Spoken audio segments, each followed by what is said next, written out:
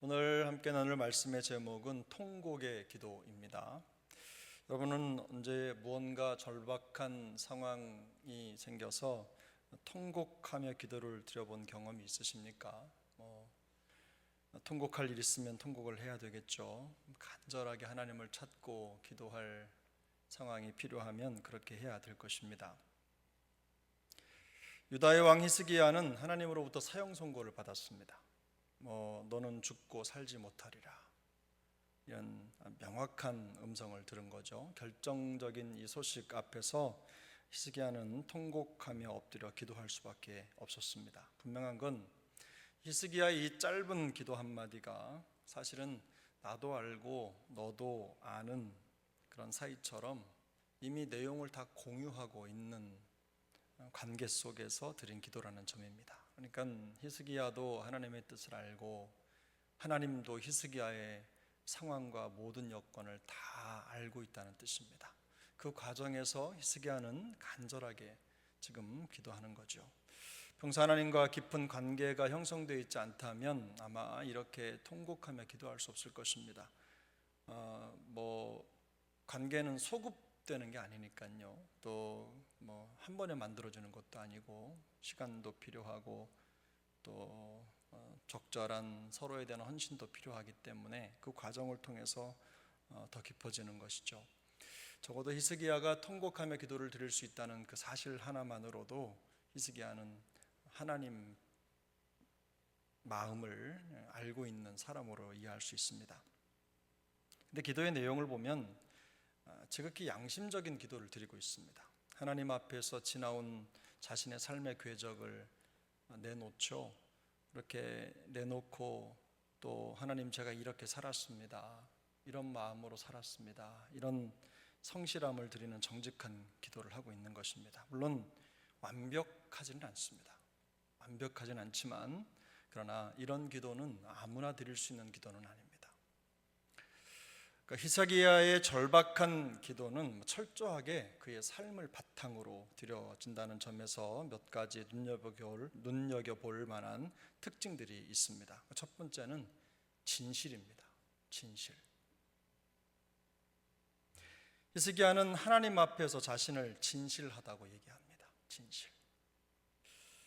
우리 본문 한 번 더 읽겠습니다. 같이 읽겠습니다. 여호와여, 구하오니 내가 진실과 전심으로 주 앞에 행하며 주께서 보시기에 선하게 행한 것을 기억하옵소서 하고 히스기야가 심히 통곡하더라.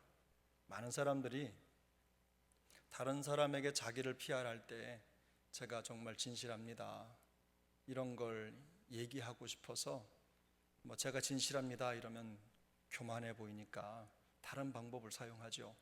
그래서 내가 진실하다, 내가 진심이다, 이런 걸 표현하기 위해서 여러 가지 방법을 찾는데, 이 진실이라는 말은 엄밀하게 보면, 다른 말로 보면 진리라는 뜻입니다. 그래서 이 진실이라는 말을 과거에 70인역본이라고 하는 성경이죠, 구약 성경, 히브리 성경을 헬라 말로 번역을 해서 만든 성경이 70인역본인데 왜 70인역이라고 부르느냐, 70명이 그걸 했다, 그래서 그렇게 하는 겁니다. 근데 이 단어를, 진실이라고 하는 단어를 신약의 그대로 연결을 하면서 이걸 진리라는 말로 번역을 했어요. 그러니까 이 진실이라는 말의 근저에는 내가 생각하는 수준의 진실이 아니라는 뜻이 담겨 있는 겁니다.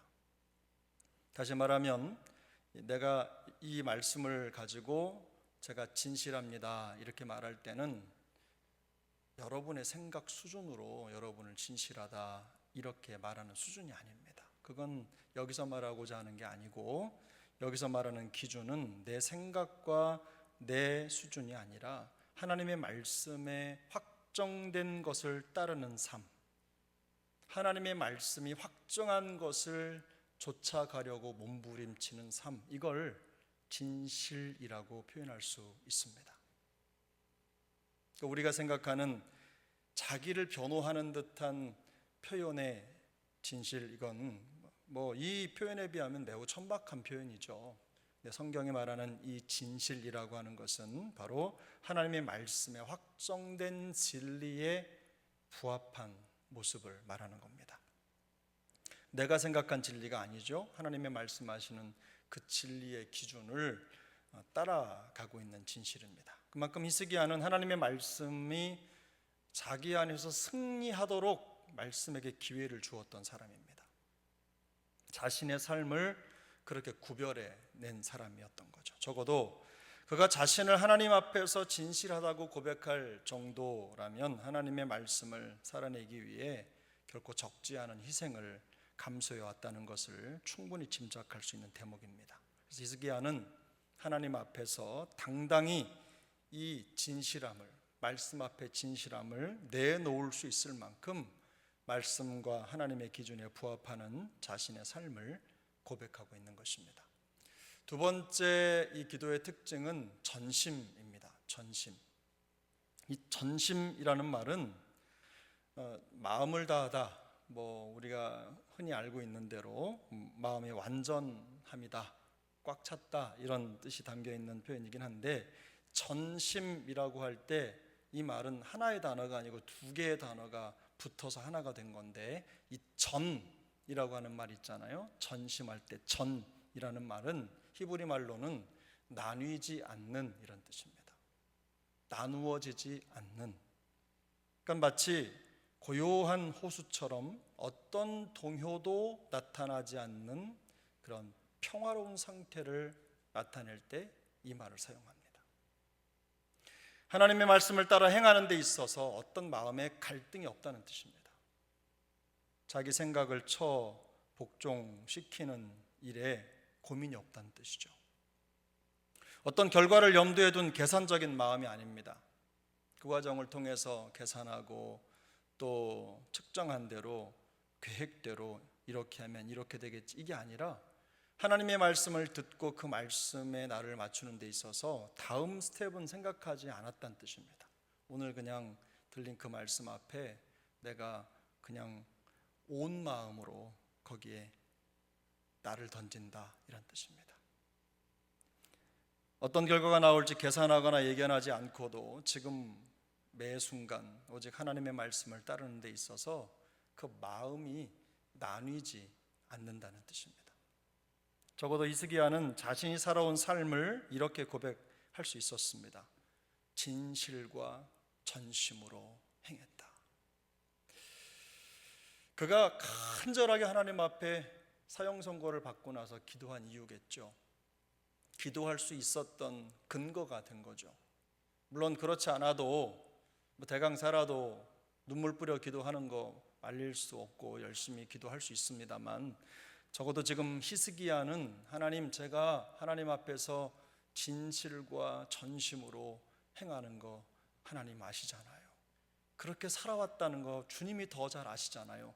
이렇게 말하고 있는 겁니다. 세 번째 특징인데요, 하나는 의로움입니다. 의로움. 오늘 본문을 보면 히스기야는 주께서 보시기에 선하게 행한 것을 기억하옵소서라고 부르짖습니다. 주께서 보시기에 선하게 행한 것을 기억하옵소서. 이 선하다라는 말은 창세기에서는요, 하나님의 만족을 표현하는 말이기도 합니다. 천지를 지으신 다음에 하나님이 그것들을 보시고 참 마음에 좋았다 할 때 이 표현을 쓰셨죠. 마음이 참 좋다 이럴 때. 주께서 보시기에 선하게 행했다, 주께서 보시기에 선하다, 이런 말은 자신이 하나님 앞에서 의롭게 행했다는 뜻이에요. 내가 생각하기에가 아니라 하나님 보시기에. 이 기준이 철저하게 그 선의 관점, 그 기준을 둔 것입니다. 그러니까 하나님의 관점에 자기 선의 기준을 둔 거예요.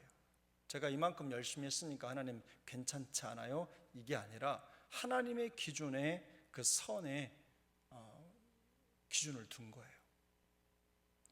자칫하면 히스기야가 자기 의에 빠졌다 이렇게 생각할 수도 있겠지만, 그것보다도 하나님 앞에서 정직히 행하며 살았던 자신의 삶을 고백하고 있는 겁니다. 간절하게.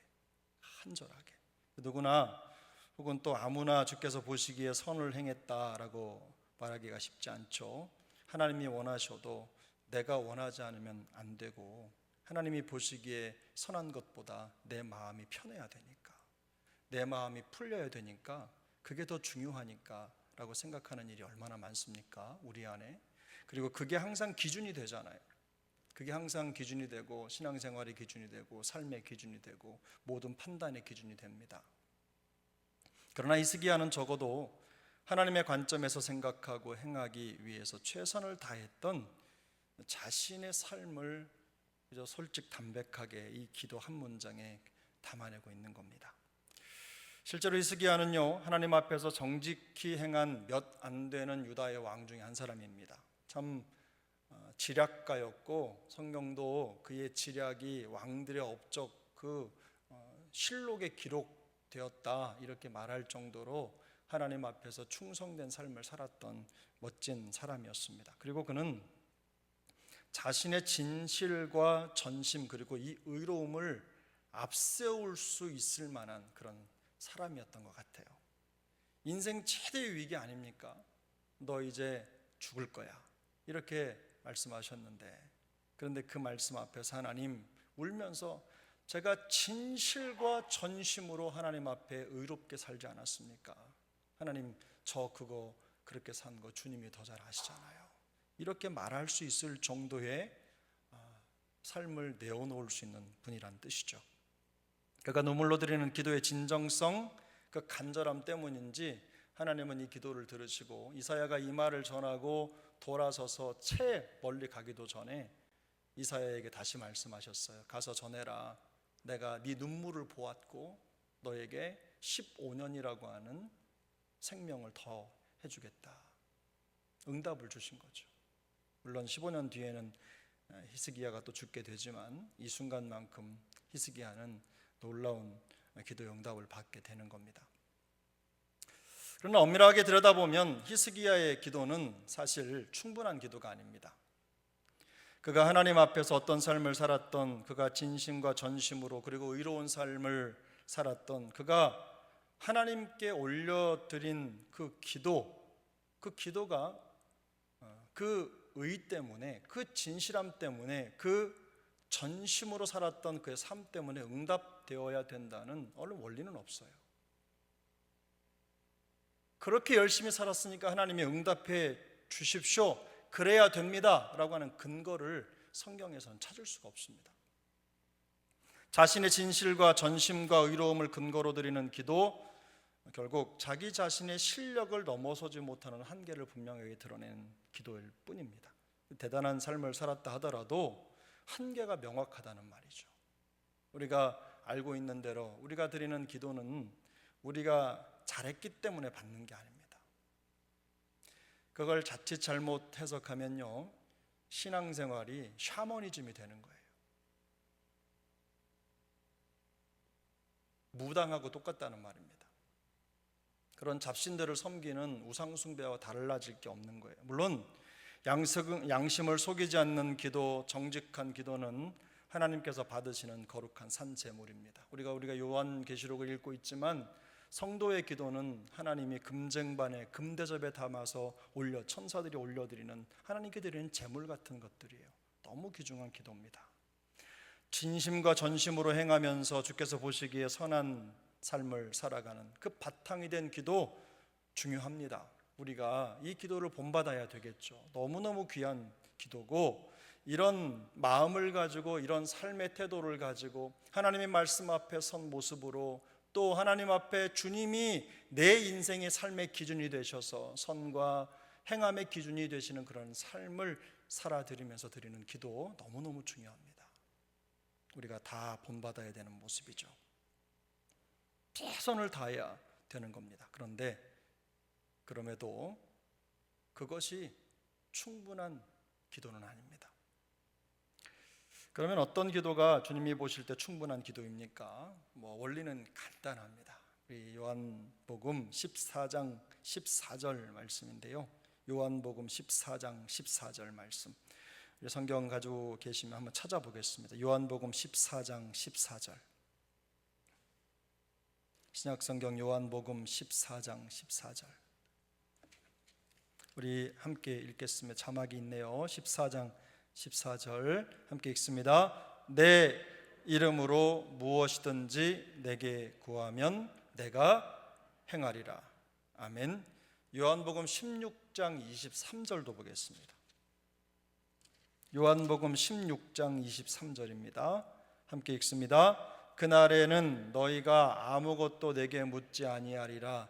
내가 진실로 진실로 너희에게 이르노니 너희가 무엇이든지 아버지께 구하는 것을 내 이름으로 주시리라.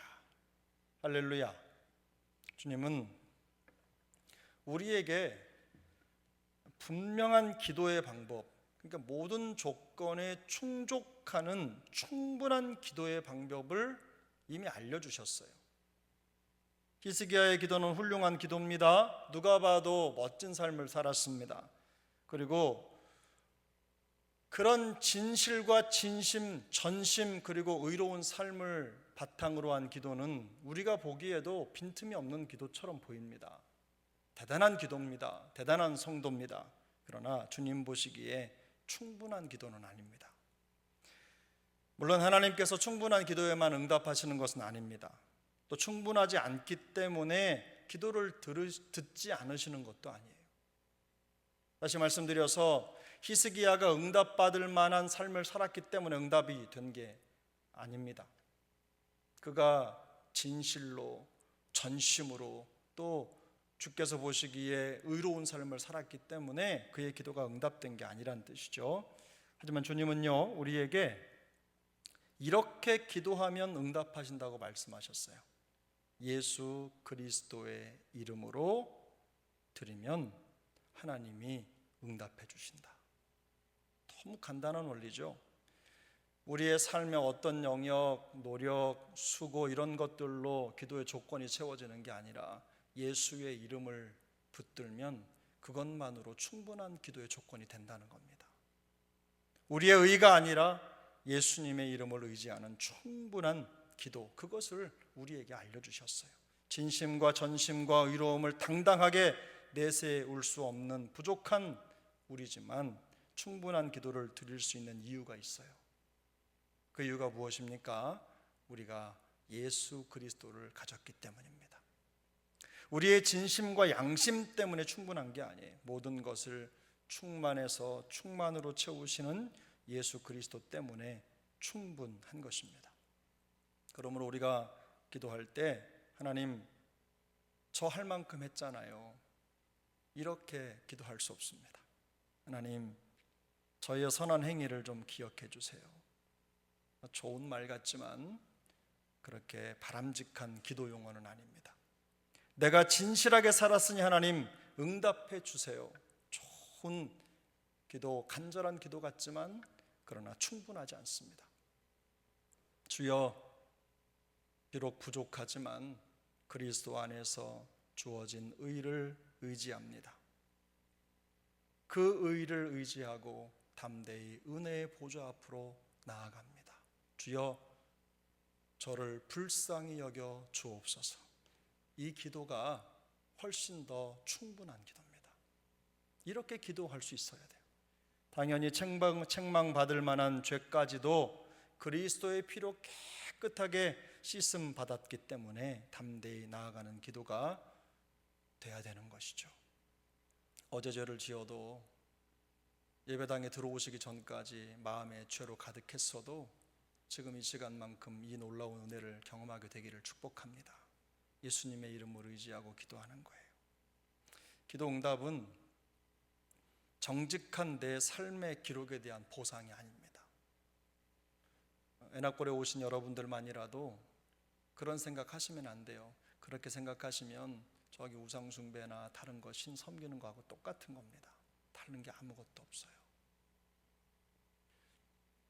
우리가 드리는 기도는요, 신학적으로 보면 은혜의 방편이라고 해요. 왜 그러냐면 우리가 드리는 기도를 하나님이 쓰셔서 하나님의 뜻을 이루시고 그 과정을 통해서 우리에게는 은혜를 주시기 때문에 은혜의 방편이라고 하는 거예요. 내가 받을 만한 자격이 되지 않음에도 불구하고 하나님이 우리에게 기도라는 귀중한 방편을 주셔서 우리가 주님 앞에 나아갈 수 있는 거예요. 그걸 깨닫는 거예요. 줄여 죽을 수밖에 없는 존재가 구원의 은혜를 힘입어서 예수 그리스도의 그 피를 힘입어서 그리스도께 나아갈 수 있는 것, 그게 바로 기도입니다. 진실하고 전심을 다하고 의로운 삶을 살아도 히스기야처럼 통곡의 기도를 드려야 하는 순간이 찾아올 수 있습니다. 우리가 하나님 앞에 충성된 삶을 산다고 해서 고난이 없는 거 아니잖아요. 그런데 그럴 때 우리가 자칫 잘못하면 히스기야 같은 이런 실수를 범할 수 있어요. 하나님, 저 양심적으로 하나님 앞에 잘못한 거 없잖아요. 저 진실되게 살았잖아요. 저 전심으로 살았잖아요. 하나님, 하나님의 뜻에 맞춰서 제가 의롭게 사려고, 선을 행하려고 얼마나 노력했는지 주님이 아시잖아요. 이게 아니라는 뜻입니다. 주님이 우리에게 주신 은혜의 방편, 기도의 길은 오직 예수 그리스도의 이름, 그분의 이름뿐입니다. 예수님의 이름을 붙잡고 우리가 드리는 기도, 그렇게 드릴 때 우리 기도가 충분한 기도가 되는 거예요. 예수님의 이름을 의지하는 기도가 되어야 합니다. 하나님의 뜻 앞에서 기도하시던 예수님의 눈물, 그 눈물이 흐르는 방향은 내 뜻이 아니었고 아버지의 뜻이었어요. 그 눈물이 흐르는 그 방향, 아버지의 뜻이 흘러가는 그 방향 그대로 우리의 눈물도 그렇게 흘러야 되는 거죠. 내 생각, 내 의지, 내 감정이 아니라 결국 우리의 눈물도 주님의 눈물이 흘러간 그 방향대로, 이 잔을 거두어 달라고 기도하시면서도 그러나 내 원대로 마옵시고 아버지의 뜻대로 이루어 달라는 그 기도의 눈물이 바로 우리가 흘려야 하는 눈물입니다. 눈물의 방향인 거예요. 저는 우리 세종안교회 식구들이 이런 기도를 올려드리는 애너골의 동역자들 되시기를 축복합니다.